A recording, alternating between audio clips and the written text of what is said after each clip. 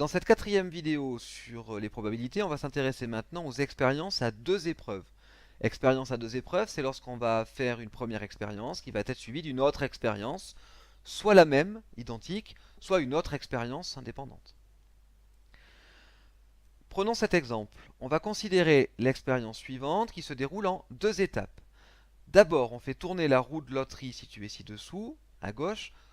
Donc on obtient la couleur rouge avec une probabilité de 1 quart, une chance sur 4, et la couleur bleue avec une probabilité de 3 quarts, 3 chances sur 4.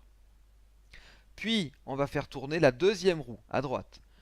Cette fois-ci, on va obtenir le numéro 1 avec la probabilité 1 sur 6, 1 sixième, puisqu'on a un seul secteur qui porte le numéro 1 sur 6 secteurs en tout. Le numéro 2 avec la probabilité 3 sur 6, c'est-à-dire 1 demi. Il y a 3 secteurs sur 6 qui portent le numéro 2.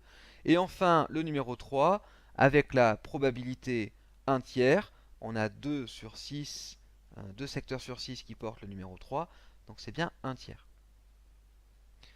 On va évidemment représenter ça avec un arbre non pondéré pour commencer, qui va permettre de déterminer tous les résultats possibles à l'issue de ces deux épreuves.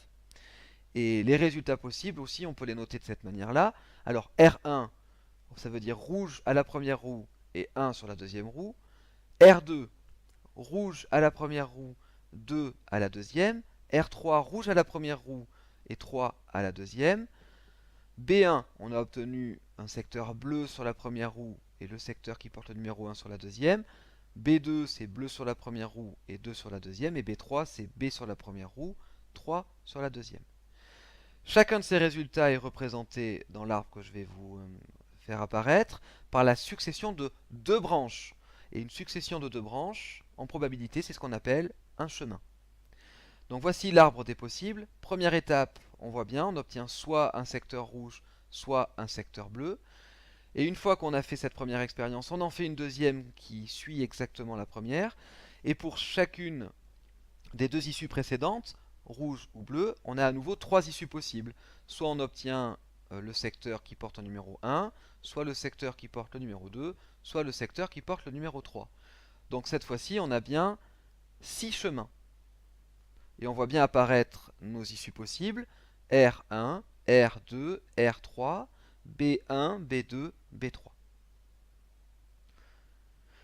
Alors on va chercher la probabilité d'obtenir chacun des 6 résultats possibles à l'issue des deux étapes, de R1 à B3. Et pour ce faire, on peut pondérer l'arbre avec les probabilités. On avait donc un quart, une chance sur 4 d'obtenir le secteur rouge, et donc 3 chances sur 4 d'obtenir le secteur bleu, donc on met les probabilités sur les branches. Et même chose, on a déjà étudié les probabilités d'obtenir chacun des secteurs qui portent les numéros 1, 2 ou 3, donc on peut écrire les probabilités sur les branches, on obtient donc cet arbre pondéré. Comment est-ce qu'on peut évaluer la probabilité du résultat rouge sur la première roue et 1 sur la deuxième roue? On va imaginer que l'on reproduit 120 000 fois, ou alors, pour être plus général, n fois, l'expérience. Un quart de ces expériences environ vont aller vers la branche rouge, puisque la probabilité d'obtenir rouge, c'est une chance sur 4. Et parmi celles-ci, parmi ces un quart, il y en a une sur 6 environ qui vont aller vers le 1.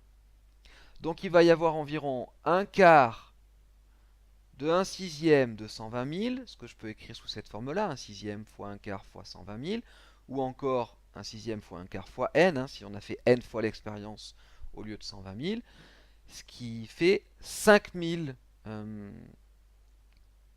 résultats, en tout cas, ou n sur 24, qui vont conduire au résultat rouge 1. La fréquence qui correspond, c'est 5000 sur 120 000, ce qu'on peut simplifier en disant 1 sur 24. Autrement dit, la probabilité d'obtenir rouge sur la première roue et 1 sur la deuxième va être de 1 24e. De manière plus générale, ça va conduire ce résultat à admettre que la probabilité d'obtenir rouge à la première et 1 à la deuxième, c'est égal au produit des probabilités d'un quart et d'un sixième, qui sont donc rencontrés sur le chemin qui représente le résultat R1. Ce que l'on pourrait généraliser à l'aide de la propriété suivante. Dans un arbre, la probabilité du résultat auquel conduit un chemin est égal au produit des probabilités rencontrées le long de ce chemin.